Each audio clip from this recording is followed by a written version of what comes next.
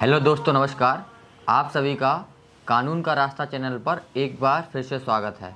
और हमारे साथ हैं श्री दयाशंकर वर्मा सर, जो मध्य प्रदेश पुलिस से सेवानिवृत्त हैं और वर्तमान में अपने निवास से पीड़ित लोगों की सहायता के लिए कानूनी सलाहकार के रूप में सदैव तत्पर रहते हैं। तो आज के वीडियो में हम सर से जानेंगे जो लोग चोरी करते हैं और फिर चोरी का सामान बेचते हैं, और ये भी जानेंगे जो लोग चोरी का सामान खरीदते हैं तो उन पर कितनी क्या कार्रवाई होगी और उन्हें कितनी सज़ा मिलेगी। सर, बहुत बहुत स्वागत है।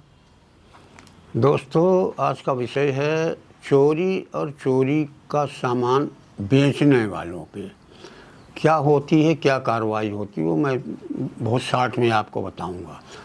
चोरी की परिभाषा, जब कोई व्यक्ति कोई जंगम संपत्ति चल संपत्ति को किसी के कब्जे से बिना अनुमति बेईमानी पूर्वक प्राप्त करता है, उसको चोरी करना कहते हैं। ये बात भी कटु सत्य है कि जब कोई व्यक्ति चोरी कर लेता है तो चोरी का सामान या तो खुद उपयोग करता है या उसको कहीं खपत करता है। उदाहरण के लिए, जैसे सोने की अंगूठी है, हार है, घर से चुराते हैं तो उसको वो जल्द से जल्द खपाने की कोशिश करते हैं।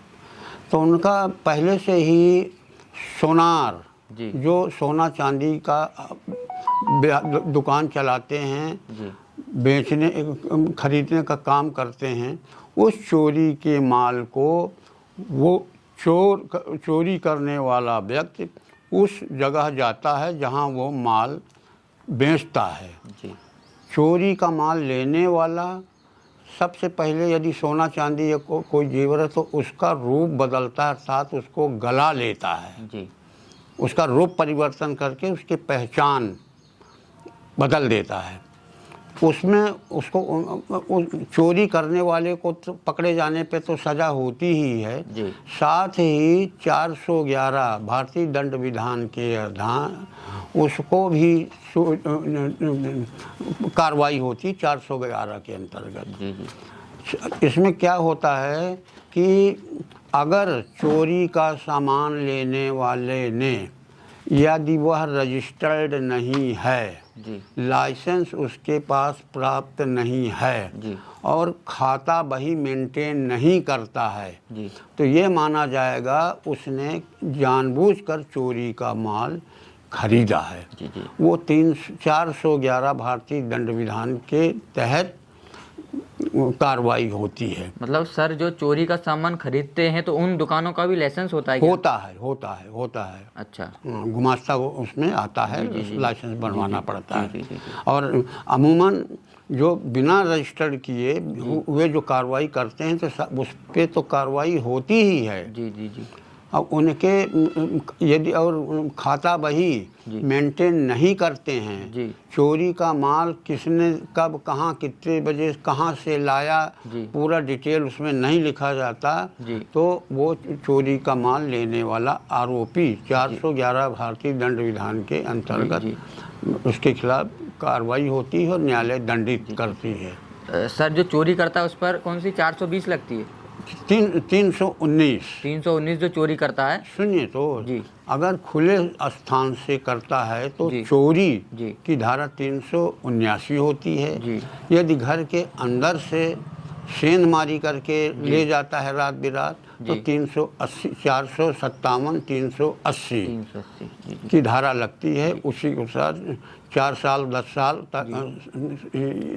निर्धारित अनुसार दोनों को सजा होती है। 4 से 10 साल के बीच में सजा होती है। जुर्माना भी रहता है सर इसमें? वो कोर्ट निर्धारित करती है। और इसमें खरीदना वाला जो चोरी का सामान खरीदते हैं वही धारा सापठित उस पे लगती है। और कुछ लोग ऐसे भी होते हैं कि एक समूह बना के कि तुम चोरी करना और हम चोरी का सामान खरीदेंगे या दूसरे स्टेट में बेचेंगे। वो तो गैंग हो गया ना, धारा तो वही लगेगी। गैंग जैसे किसी महिला का रास्ता चलते बस से पर्स में से सोने की चैन निकाल ली, तो खुला स्थान हो गया ना। तो इसमें धारा 379 लगेगी। यदि वही इस घर में घुस के चोरी करे तो 380 हो जाती है।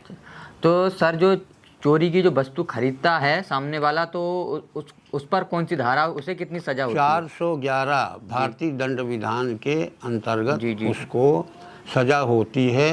जो चोरी का माल होता है, जी। चोरी करने वाले के ऊपर जो सजा होती है सपठित, उसको भी उसी के अनुसार सजा होती जी। है। अगर मतलब सर जो चोरी का जो सामान खरीदते पाएगा तो उसे भी लगभग 3 साल की सजा हो सकती है? 3 साल निर्धारित है। अच्छा, निर्धारित है। कोर्ट जो उचित समझे। अच्छा। इसके अलावा सर जो आप जानकारी प्रिकॉशन देना चाहें दर्शकों को कि चोरी का सामान जो चोरी का सामान ना खरीदते चोरी हैं। करो, ना चोरी का प्रयास करो, ना किसी को प्रेरित करो। जी जी जी। ईमानदार बने रहो, समाज सभ्य कॉलोनी में रहते हो। हाँ। चोरी करना भूल जाओ। हाँ। अगर आपके साथ ऐसी कोई घटना घटती है जी। तो प्लीज जी। चोरी जैसे घड़ी है, हार है, हाँ। जब आप रिपोर्ट लिखाने जाओ जी। तो उस चुराई गई वस्तु का हुलिया, जी प्रकार, जी पहचान, जी वजन, जी कीमत, जी। ये जरूर लिखाओगे। यदि इनमें से कोई चीज़ छूट जाती है हाँ। तो पुलिस रिपोर्ट लिखने में आनाकानी करती है। अस- यदि कोई जेवर है, हाँ घड़ी है या मोबाइल है, जी। ये सब चोरी होने वाले सामान हैं। हाँ पुलिस उसका बिल मांगती है। जी तो ऐसी चीज़ों का यदि आपके पास हो, पुरानी चीज़ है, जी अब जैसे सोने का कंगन जी। है, हार है, जी। जो भी चीज़ हो, हाँ। उसका यदि आपके पास ज्वेलर्स की रसीद है और जी। अच्छी बात है। जी। घड़ी है, मोबाइल क्योंकि उसकी रसीद है, तो उनको कार्रवाई करने में और बरामद करने में, चोर को पकड़ने में आसानी होती है। ये सावधानी बरतना चाहिए। सर, जो लोग आजकल ज़्यादातर चलन हो रहा है कि चोर बाजार से सामान खरीदते हैं, आप उन्हें क्या बताना चाहोगे, क्या कहना चाहोगे? चोर बाजार तो चोर बाजार कहलाता है। चोर बाजार से ही अच्छा। अधिकांश चीज़ चोरी का माल बरामद होता है। हाँ हाँ वो कब, जब चोर पकड़ा जाता है तो उससे पूछा जाता है कहाँ है चोरी का माल, जी तो उसने ले जाके चोर बाजार में खड़ा कर दिया कि ये दुकानदार है। जी जी जी अगर आमना सामना हो गया, पहचान हो गए, तो हाँ। भाई सामान निकालो। जी अगर उसने उस सामान को अपने बही खाते में लिख लिया है हाँ तो बरामद कर लेगी पुलिस। जी जी जी। तो सर वो दुकानदार पर भी कुछ कार्रवाई फिर होगी? कोई कार्रवाई नहीं सर होगी। जी, आपने जो बताया कि ये जो चोरी का माल खरीदते हैं उसका एक लीगल गुमास्ता बनता है, दुकान होती है। हाँ। तो वो सामान फिर वो रखते क्यों है? वो तो पुलिस को बरामद कर लेना चाहिए। चोरी का माल यदि है तो बरामद करेगी। तो फिर वो दुकानदार क्यों खोल के बैठा दुकान अपनी? अरे उसका बेचता सोनार, सोने का धंधा, सोने चांदी का धंधा करता नहीं, है। जैसे घड़ी हुई या मोबाइल। अरे घड़ी की चीज, दूसरी कीमती चीजें।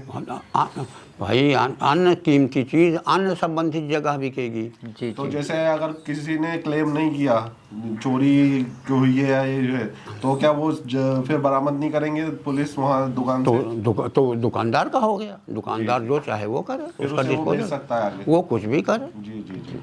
लेकिन यदि पकड़ा गया है, चोर बरामद कराता है वहाँ से, जी। तो उसका रिकॉर्ड वो नहीं रखता है, जी, जी, तो उसके खिलाफ चोरी का माल लेने की कार्रवाई होती है। जी जी जी जी। तो ज़्यादातर लोग तो यही है कि एक शहर से चोरी करी और दूसरे शहर में कम दामों पर बेच देते हैं।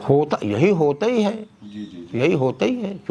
चोरी करना दूसरे जगह, अपरिचित जगह, जैसे किसी ने मद्रास में चोरी की तो भोपाल में आके बेचता है। जैसे जब रिपोर्ट होती है, हाँ। सीसीटीवी वगैरह लगे हैं आजकल, यही पहचान करना, हाँ पहचान के आधार पर चोरों का पीछा करना, लोकेशन लेना, जी जी ये अब तो बहुत सुविधाएं हो गई हैं।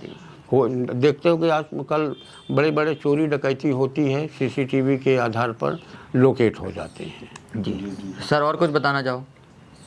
पर्याप्त है। जी जी। सर बहुत बहुत धन्यवाद। तो आज के वीडियो में हमने सर से जाना, जो लोग चोरी करते हैं तो उन्होंने लगभग 3 साल से अधिक की सज़ा होती है, और जो लोग चोरी का सामान खरीदते हैं, अगर आप लोग भी अगर कहीं से चोर बाजार या कहीं से चोरी का सामान खरीदते हैं तो आप लोग भी सतर्क रहें। हो सके तो आप चोरी का सामान ना खरीदें, चोर बाजार से ना खरीदें। अगर आप ऐसा सामान खरीदते हुए पाए जाते हैं तो आपको दादा ने बताया लगभग 3 साल से लेकर आगे की भी सज़ा हो सकती है।